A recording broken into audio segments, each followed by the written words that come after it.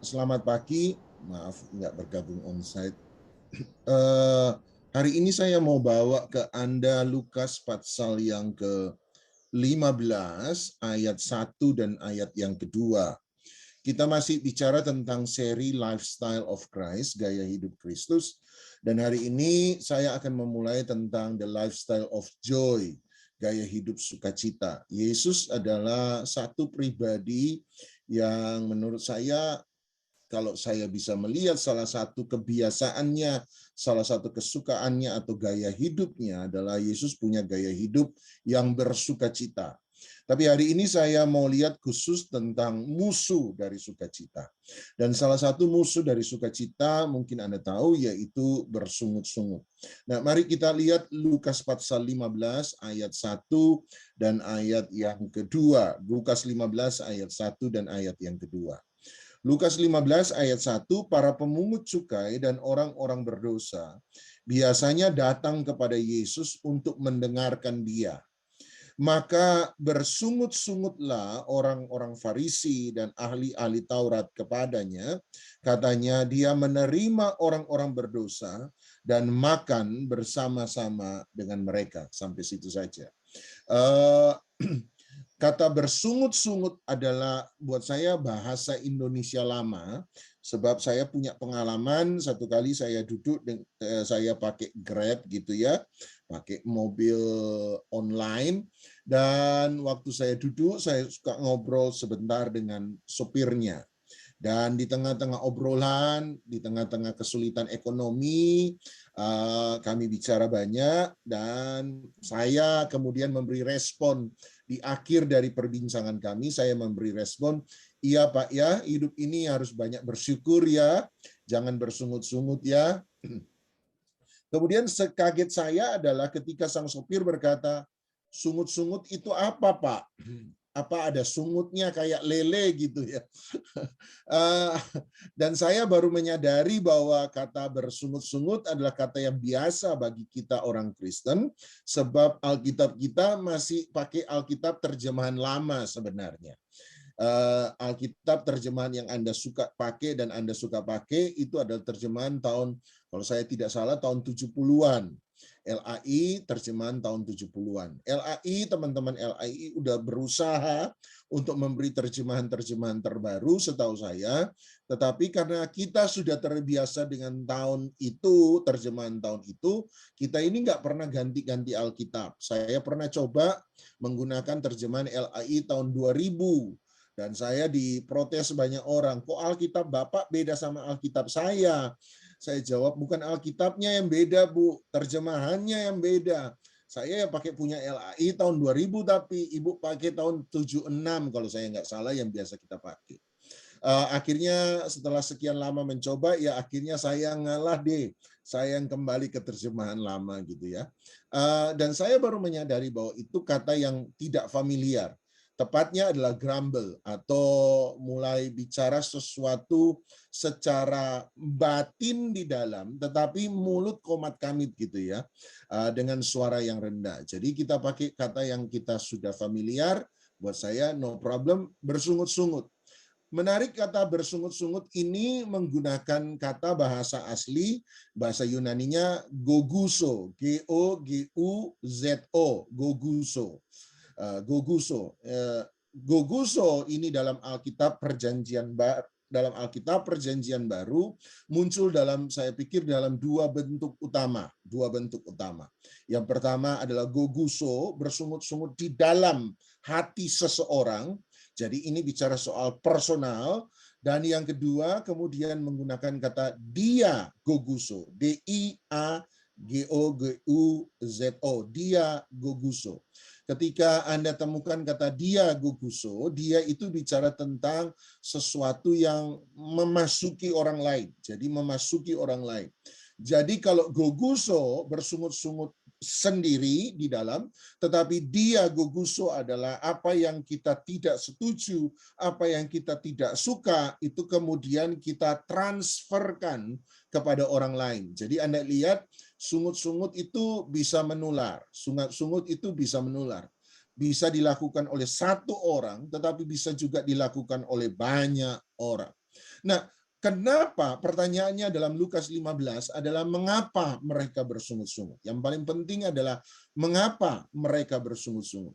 Menarik dalam ayat yang kedua, Lukas 15 ayat kedua, Alkitab berkata, maka bersungut-sungutlah orang-orang Farisi dan ahli-ahli Taurat, katanya dia menerima orang-orang berdosa dan makan bersama-sama dengan mereka.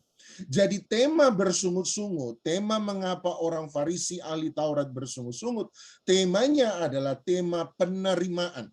Temanya adalah tema penerimaan. Dia menerima mereka orang berdosa. Nah, kalau bersungut-sungut ada dalam konteks penerimaan sesuatu, maka buat saya ada dua sumber utama. Ada dua sumber utama mengapa seseorang bersungut-sungut.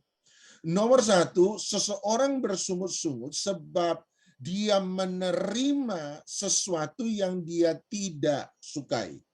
Sekali lagi, jadi sumber pertama mengapa seseorang bersungut-sungut kalau berasal dari kata penerimaan.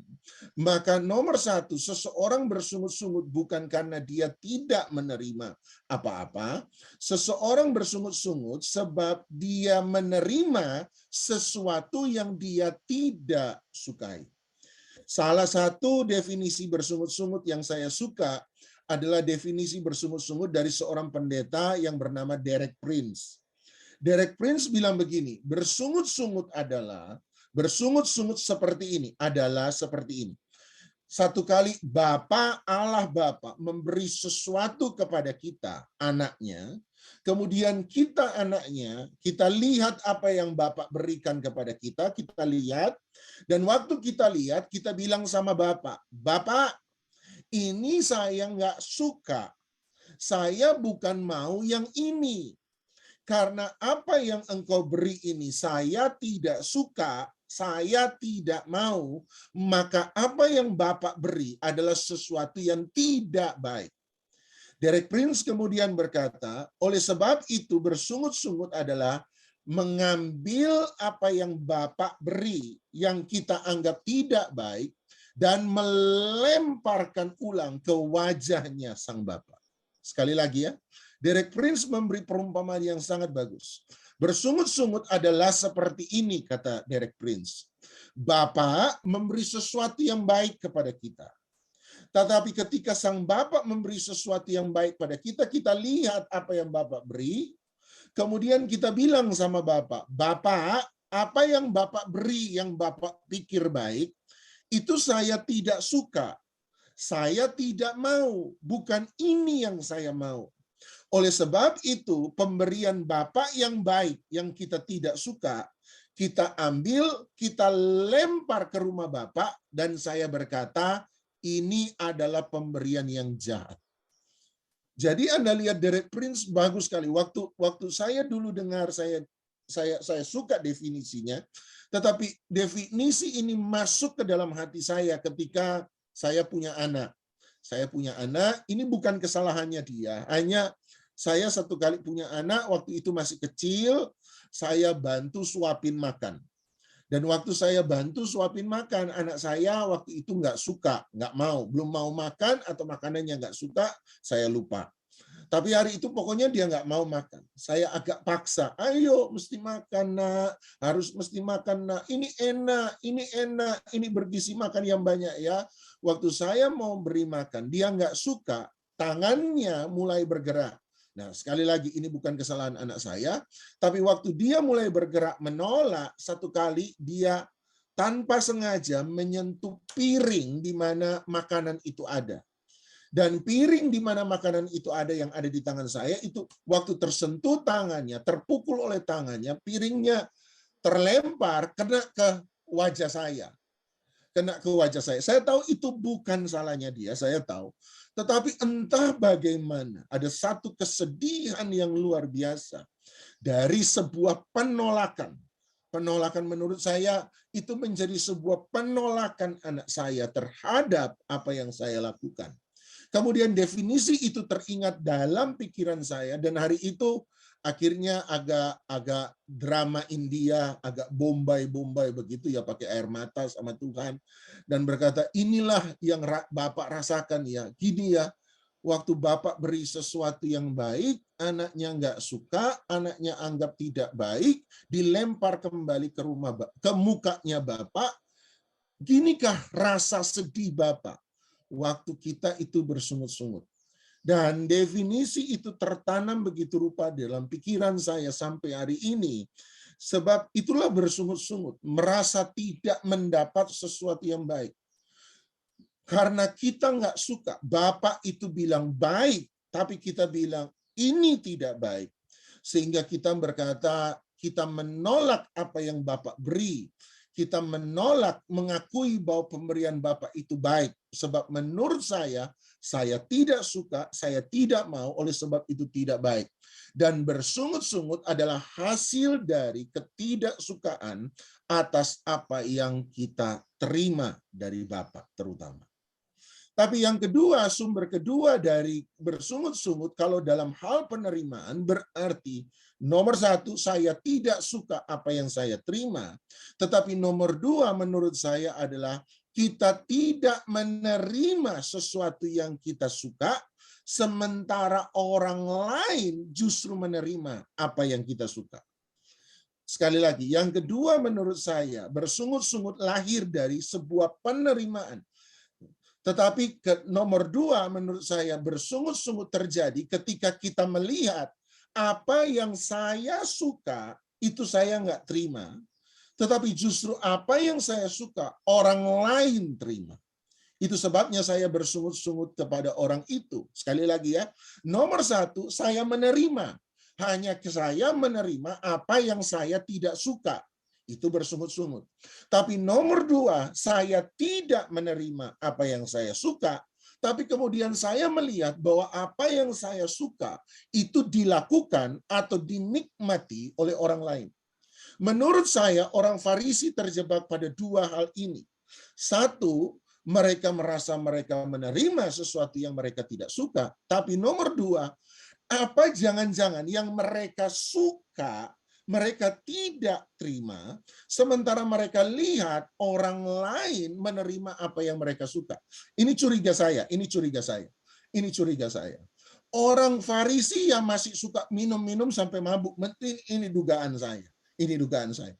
Masih suka minum-minum sampai mabuk, mungkin begitu ya. Hanya kemudian karena perintah agama, mereka tidak melakukan itu, mereka tidak boleh mabuk.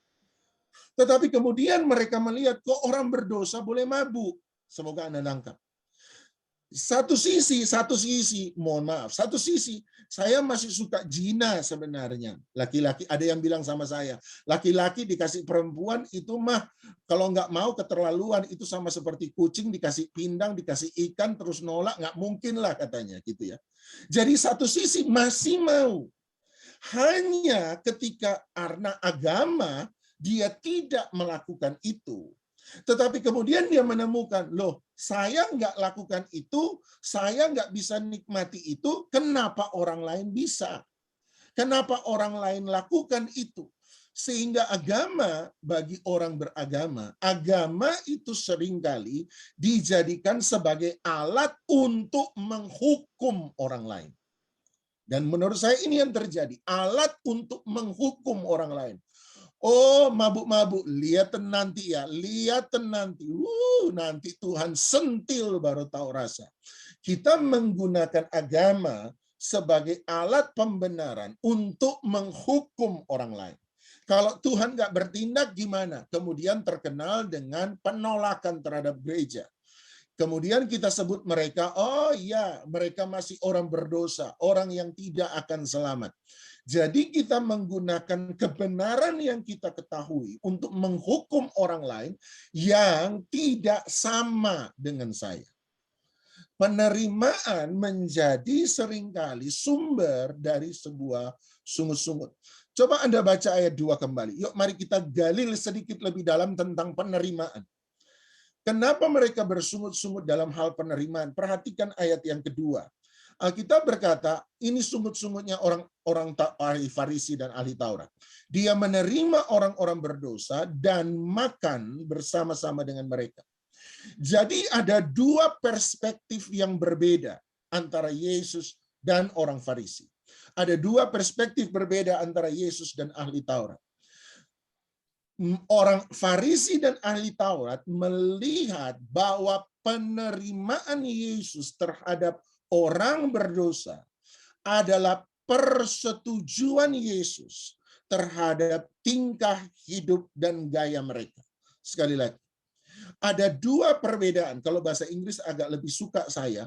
Jadi nomor satu, mereka melihat penerimaan Yesus sebagai associate, menyamakan diri. Yesus menyatukan diri, menyamakan diri dengan apa yang dilakukan oleh orang berdosa.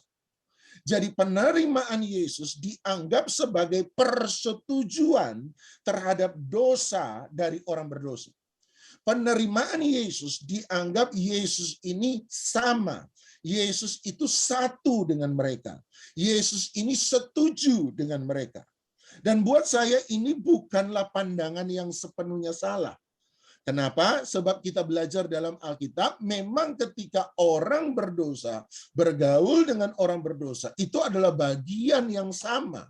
Mereka setuju, mereka ada dalam hal yang sama, kesukaan yang sama. Misalnya, Mazmur pasal 1 bicara, engkau tidak boleh duduk dalam kumpulan pencemooh. Kata duduk di sana berarti berfellowship, engkau jadi satu. Dosa mereka adalah dosamu, kesukaan mereka menjadi kesukaanmu.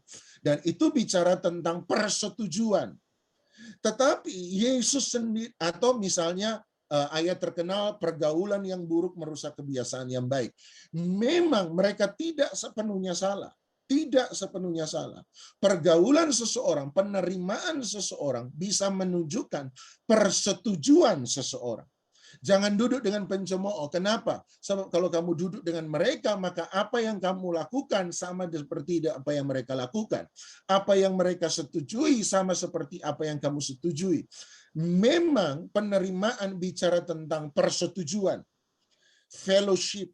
Tetapi yang kedua, menurut saya Yesus punya pandangan yang sedikit berbeda.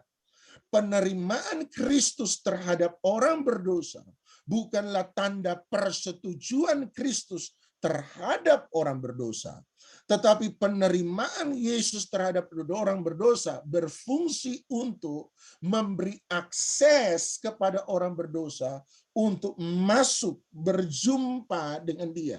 Sekali lagi, ada dua perspektif yang berbeda dari kata penerimaan terhadap orang berdosa. Nomor satu, penerimaan orang berdosa bisa memang, saya setuju, dianggap sebagai persetujuan terhadap dosa orang berdosa. Tetapi berbeda dengan Yesus. Yesus menganggap penerimaan orang berdosa bukan karena dia setuju dengan mereka. Tetapi penerimaan Yesus terhadap orang berdosa adalah akses yang dia berikan kepada orang berdosa supaya orang berdosa bisa mengenal kebenaran yang dia hidupi. Jadi Anda lihat begini, yang paling penting adalah ketika Tuhan Yesus menerima orang berdosa, yang paling penting adalah Yesus tertarik kepada persekutuan orang berdosa, ataukah orang berdosa tertarik ke dalam persekutuan dengan Kristus. Semoga Anda tangkap. Kalau arah panahnya berbalik dari Yesus ke orang berdosa, berarti Yesus setuju dengan mereka. Tetapi kalau penerimaan Yesus adalah Yesus menarik orang berdosa datang kepada Dia, maka bukan Yesus yang setuju kepada mereka, tetapi mereka lah yang menjadi setuju dengan Dia. Sekarang Anda nangkap? Sekali lagi, mereka bersungut-sungut kepada Yesus sebab mereka melihat satu tindakan yang sama, tetapi dalam perspektif yang berbeda. Jadi sungut-sungut, joy, sukacita, sama seperti sungut-sungut, itu adalah masalah perspektif, masalah cara pandang.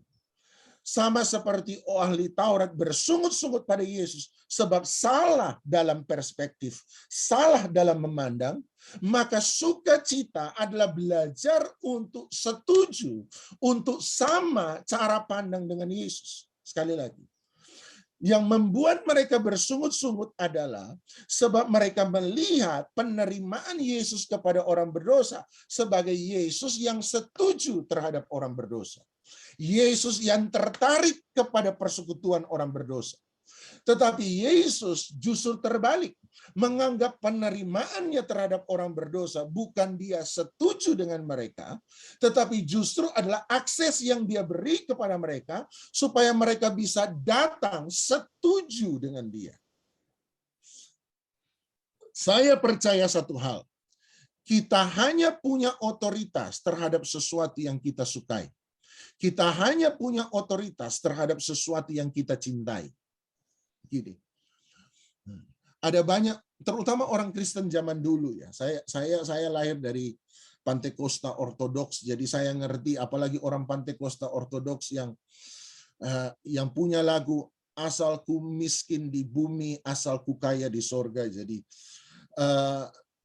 Pantekosta Ortodoks punya satu teologi, dan teologi doktrin Pantekosta Ortodoks adalah teologi salib, teologi penderitaan. Untuk kudus harus menderita. Jadi makanya dulu pendeta apalagi ibu-ibu pendeta. Wah, kalau sudah muncul ibu-ibu pendeta zaman dulu, pokoknya kalau sudah muncul di gereja, pokoknya baju putih-putih, konde. Pakai bedak masih rohani. Tetapi pakai foundation, pakai bedak, pakai maskara, itu sudah nggak rohani. Jadi agak polos-polos. Jadi agak polos-polos. Pokoknya muka yang nggak suka banyak bedak, nggak usah suka banyak makeup, itu cocok jadi ibu gembala. Kira-kira begitu.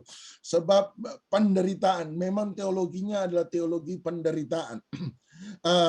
Kenapa saya sampai situ ya? Saya ngerti. Jadi saya adalah orang yang lahir dari Ortodoks Pentekostal, dan sehingga uang, kekayaan, seringkali kesenangan menjadi sesuatu yang bersifat duniawi. Sesuatu yang bersifat duniawi. Jadi kamu nggak boleh kumpul-kumpul, kamu usahakan nggak boleh senang-senang. Semua yang menyenangkan seakan-akan duniawi. Yang tidak menyenangkan itu adalah sorgawi. Dan itulah salah satu konsep ekses dari konsep yang salah. Dan uang itu menjadi sesuatu yang sebisa mungkin untuk dihindari. Ayat terkenal adalah engkau harus memilih antara Mamon dan Kristus. Jadi musuhnya Allah itu cuma satu, Mamon gitu ya. Jadi usahakan jauh dari uang. Dan saya mulai melihat sesuatu, semakin saya tidak menyukai uang, saya butuh uang, tetapi saya tidak boleh cinta uang, sebab itu diajarkan dalam Alkitab. Dan tafsiran dari cinta uang adalah saya tidak boleh menyukai uang. Dan saya temukan bahwa mereka yang tidak bisa menyukai sesuatu, mereka tidak bisa menerima sesuatu karena konsep pemikiran yang salah. Tuhan nggak apa-apa, nggak punya uang nggak apa-apa, walaupun sebenarnya butuh, cuma nggak apa-apa supaya terlihat rohani, seakan-akan kita tidak duniawi. Dan ketika Anda dan saya tidak bisa setuju dengan uang, maka saya temukan kita tidak bisa punya otoritas terhadap uang. Kita tidak punya otoritas terhadap sesuatu yang saya tidak sukai, saya tidak cintai. Nah, saya ajak Anda maju satu langkah lebih jauh. Kalau saya tidak bisa mencintai seseorang, kalau saya tidak bisa menyukai seseorang, maka saya tidak akan pernah punya otoritas untuk berbicara dalam hidup orang itu. Semoga Anda setuju dengan saya. Persoalan dengan kita adalah kita sulit memenangkan jiwa sebab seringkali kita ada dalam roh penghakiman yang luar biasa terhadap orang berdosa. Sehingga ketika kita punya roh penghakiman yang begitu besar terhadap orang berdosa, itu sebabnya kita tidak pernah punya otoritas dengan mereka. Sebab mereka tahu satu hal, bahwa Anda dan saya membenci mereka. Dan mereka tidak bisa datang kepada orang yang membenci mereka. Mereka hanya bisa ditundukkan oleh orang yang mencintai mereka. Love, cinta, memberi Anda otoritas terhadap apa yang Anda cintai. Oleh sebab itu orang Farisi dan ahli Taurat sukar untuk membawa orang berdosa bertobat kepada Allah, sebab nomor satu yang mereka kedepankan adalah kebencian, ketidaksetujuan mereka terhadap apa yang dilakukan oleh orang berdosa. Yesus berbeda.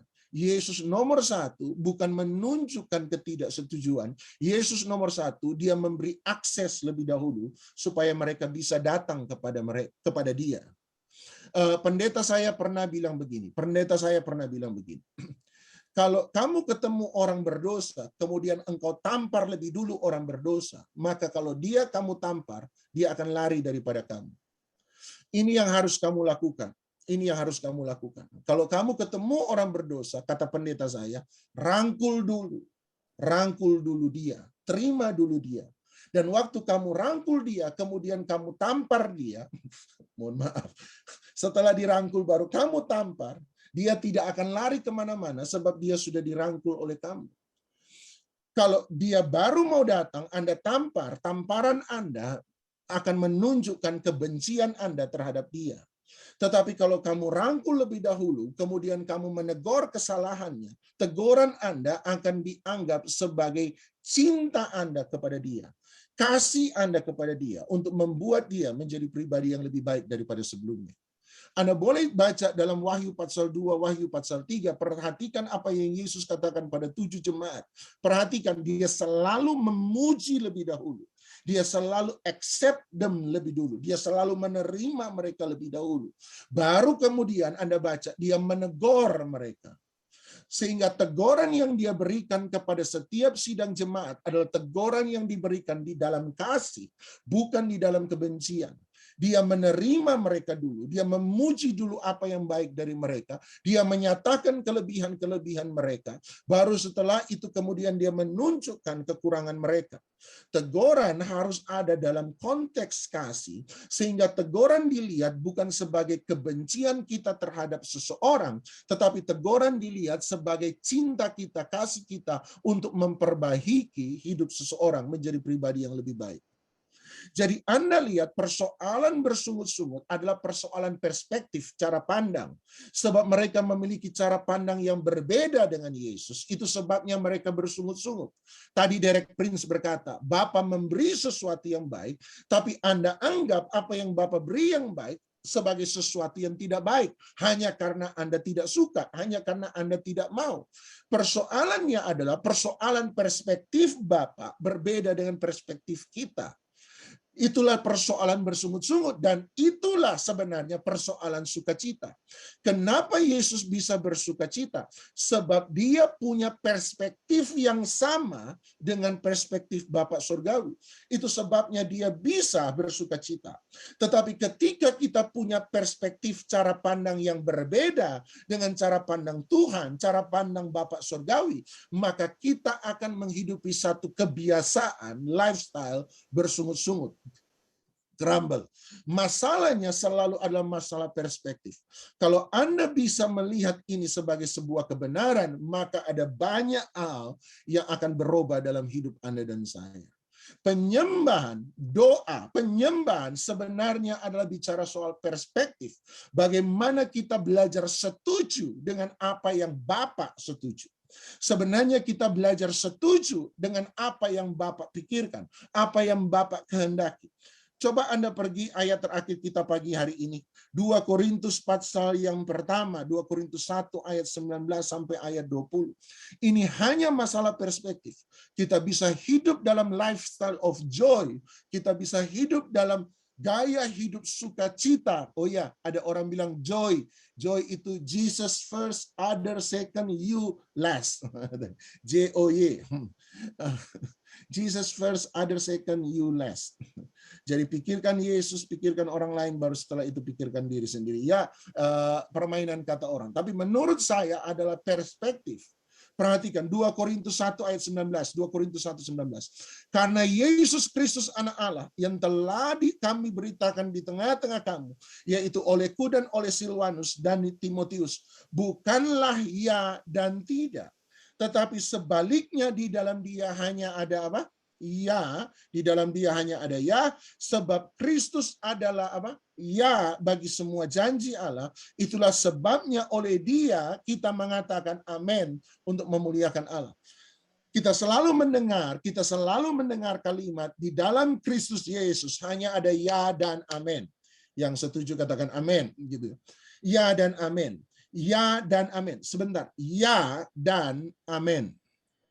Kalau Anda baca 2 Korintus 1 ayat 19 dan 20, ya itu punyanya siapa? Lihat ayat 19, ya dan amin. Pertanyaan saya, ya itu punyanya siapa? Kalau Anda baca 19, ayat 19 bagian terakhir, dia berkata, di dalam dia, siapa dia? Yesus Kristus, hanya ada ya. Berarti ya punyanya siapa? Yesus.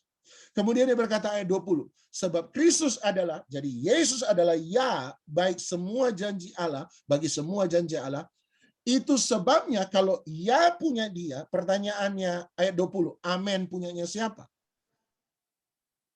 Amin punyanya siapa? Punyanya kita. Itulah sebabnya oleh dia, kita mengatakan amin untuk memuliakan Allah.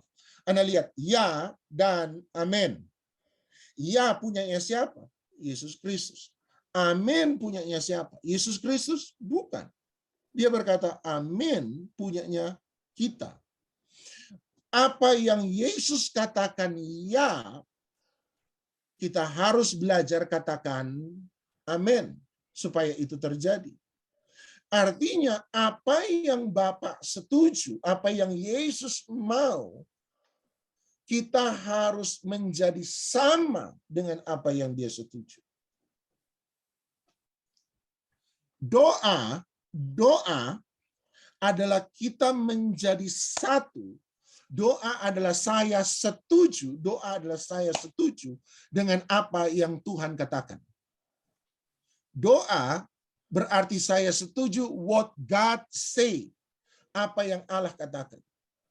Worship, penyembahan adalah saya setuju who God is, siapa Allah sesungguhnya, pribadinya, bicara soal kebaikannya, kasihnya, kesetiaannya. Doa berarti saya belajar in alignment, saya berasa menjadi satu. Tadi itu dia mengundang mereka, dia beri mereka akses supaya mereka bisa setuju, mereka bisa satu dengan dia. Mereka yang dipengaruhi oleh dia, bukan dia yang dipengaruhi oleh mereka. Jadi mereka diundang supaya mereka bisa setuju dengan Tuhan. Dalam doa kita pun sama, diberi akses, kita diberi jalan supaya kita bisa setuju dengan apa yang Allah katakan.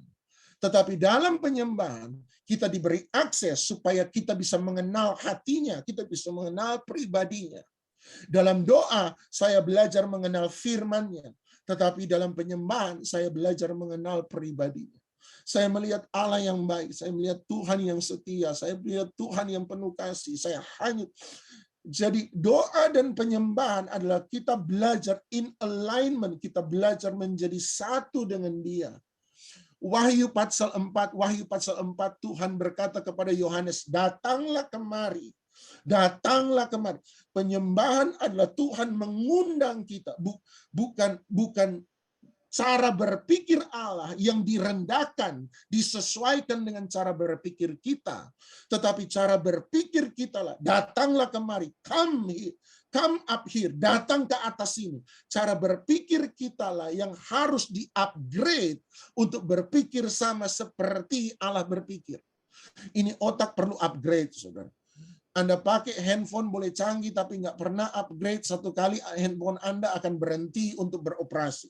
Aplikasi Anda akan berhenti beroperasi sebab kita tidak pernah belajar mengupgrade cara berpikir kita. Penyembahan adalah mengundang kita melihat dari perspektif Tuhan, mengundang kita melihat dari hati Tuhan, mengundang kita naik pada level di atas. Come up here, datang kemari. supaya kita bisa melihat sesuatu bukan dari cara pandang kita, tapi melihat sesuatu dari cara pandang Tuhan. Dan hanya ketika kita bisa melihat dari cara pandang Tuhan, kita bisa belajar hidup bersukacita di dalam Tuhan. Mari siapkan perjamuan kudus Anda dan saya.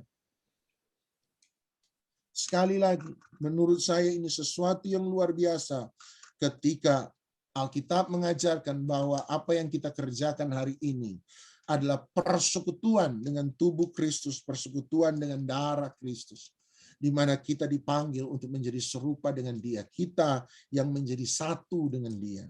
Kita menjadi manunggal dengan Dia. Mari bukan hanya sekedar rutinitas, bukan hanya sekedar tradisi, bukan hanya sekedar liturgi, tapi belajar untuk melihat seperti Yesus melihat. Belajar untuk berpikir seperti Yesus berpikir. Belajar merasa seperti Yesus merasa. Hati kita menjadi hatinya Tuhan. Pikiran kita menjadi pikirannya Tuhan. Kesukaan kita menjadi kesukaannya Tuhan. Mata kita menjadi matanya Tuhan.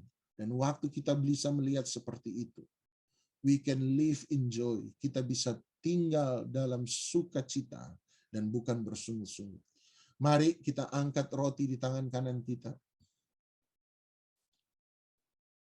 Bapa kami dalam sorga, dalam nama Tuhan Yesus, layakkan kami untuk menerima tubuh dan darah-Mu dalam nama Yesus. Yesus pada perjamuan makan malam terakhir mengambil roti dan berkata, mengucap syukur atasnya, dan berkata, inilah tubuhku yang telah diserahkan kepada kamu. Perbuatlah ini menjadi peringatan akan aku. Percayakah Anda bahwa ini bukan lagi roti biasa, tetapi ini adalah persekutuan dengan tubuh Kristus? Kalau percaya, mari kita terima dengan iman. Kita makan bersama-sama di dalam nama Tuhan Yesus Kristus.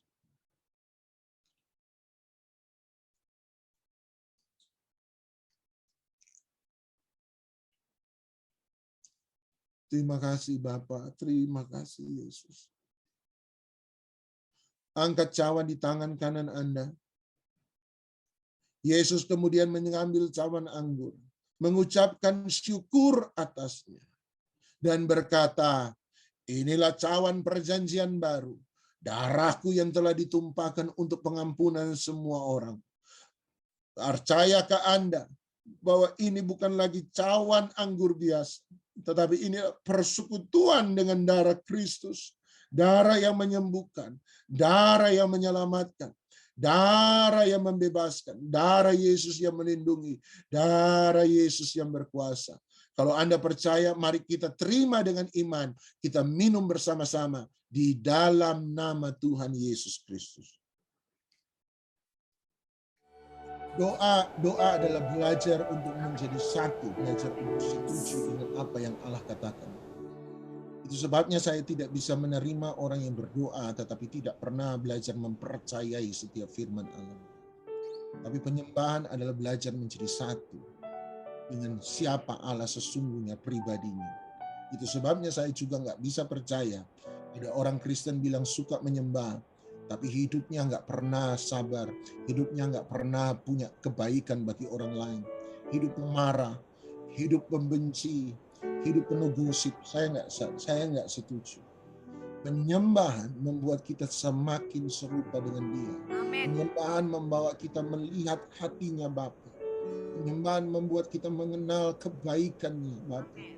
Penyembahan membuat kita tahu siapa Tuhan sesungguhnya.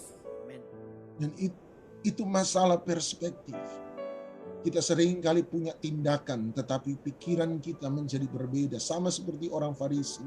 Secara tindakan mereka benar, tetapi perspektif mereka berbeda. Cara pandang mereka berbeda. Itu sebabnya mereka tidak pernah dirubahkan jadi seperti Dia. Hari ini, ingat sekali lagi. Belajar bersuka cita. Gimana caranya? Jangan lihat dengan mata jasmani, tapi belajar naik ke dalam hadirat Tuhan yang lebih tinggi. Dan lihat dari cara pandangnya Allah.